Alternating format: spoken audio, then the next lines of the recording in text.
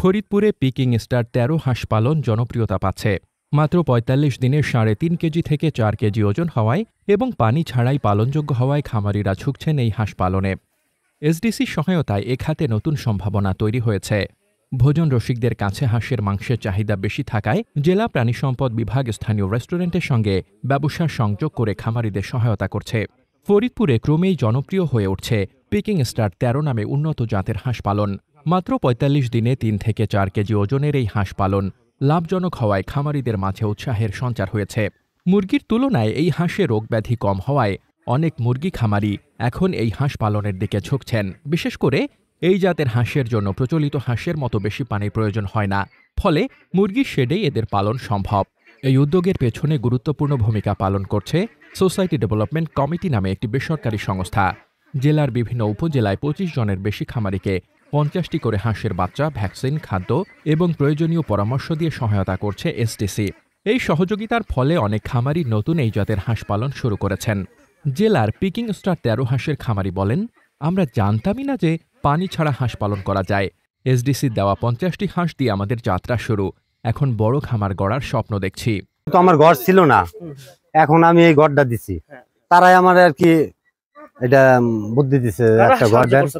SDC সংস্থা সাহায্য করছে। তাহলে তারা এই ঘরটা দিছি, তারা 50টা হাঁস দিছে। আমি এই ঘরটায় পালতেছি। এই হাঁসগুলা পালতে কিন্তু আমার পানির দরকার হইতেছে না। আমি মোটর দিয়ে গোসল করাইতেছি। এই যেরকম ব্রয়লার মুরগি পালে ওইভাবে আমি পালতেছি।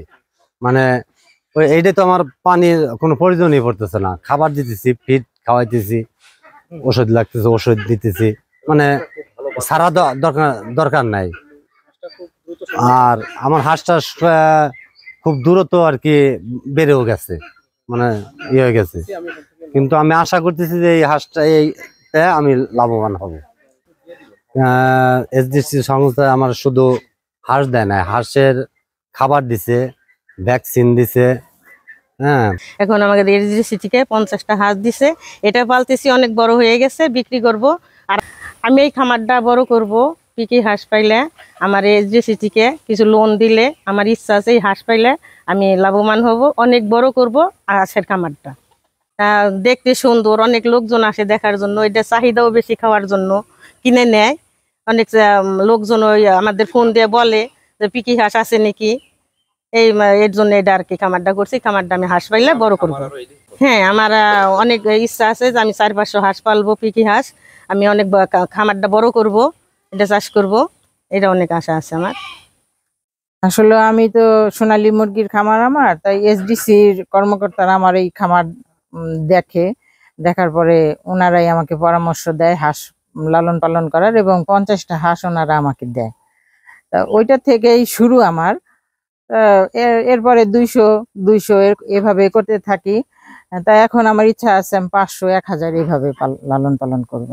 এই হাঁসটা পানি ছাড়া লালন পালন করা যায়।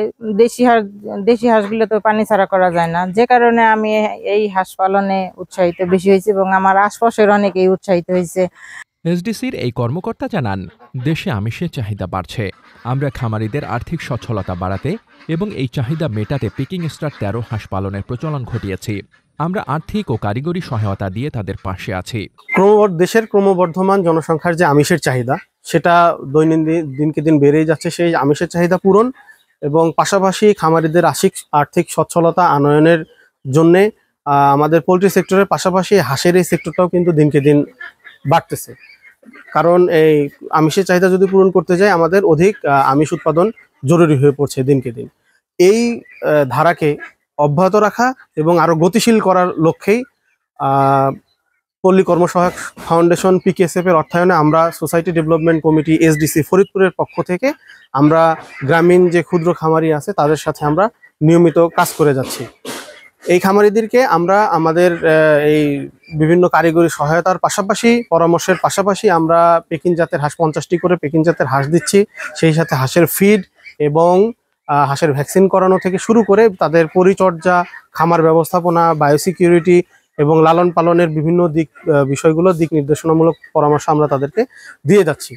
আমরা ইতিমধ্যে দেখেছি যে ফরিদপুরে আমাদের সংস্থা ওভারঅল সংস্থার পক্ষ থেকে আমরা প্রায় শতাধিক পেকিং হাঁসের খামারের সাথে আমাদের কথা হয়েছে। তন্মধ্যে আমরা এই খামারি ভাই সহকারে আমরা প্রায় 25টি প্লাস খামারির সাথে আমরা অলরেডি যোগাযোগ করতে পেরেছি। তাদেরকে তাদের মধ্যে অনেককে আমরা আর্থিক এবং কারিগরি সহায়তার মধ্যে নিয়ে আসতে পেরেছি এবং আমরা চাচ্ছি যাতে ফরিদপুর তথাপি সারা দেশে যে পেকিং হাঁসের যে এই জাতের হাঁস পালনের যে একটা গতিশীলতা আসছে এটা আরো উত্তরোত্তর বাড়বে, দেশের আমিষের চাহিদা পূরণ হবে এবং সাথে সাথে আমাদের যে খামারি ভাইয়েরা আছে যারা এই সেক্টরে কাজ করতেছে তাদের একটা আর্থিক সচ্ছলতা, তাদের পারিবারিক আর্থিক সচ্ছলতা যাতে আসে, আমরা এই লক্ষ্যেই কাজ করে যাচ্ছি।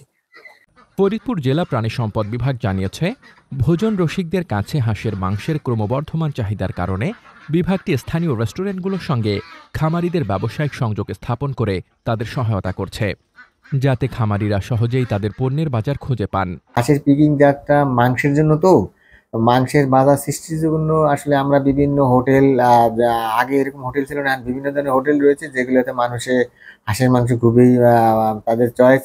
সেক্ষেত্রে আমরা বিভিন্ন হোটেলের সঙ্গে তাকে কন্ট্যাক্ট করাইয়ে দেই যাতে যে হাঁসগুলা যথাসময়ে বিক্রি করতে পারে এবং টাকা, এবং হোটেলাররা তারাও হাঁস রান্না করে ই করে ভোক্তা যথেষ্ট আছে এবং আগের চেয়ে ভোক্তা বেড়েছে আর কি, খাবারের চাহিদা রয়েছে যথেষ্ট। এইভাবে আমরা তাকে সহযোগিতা করি।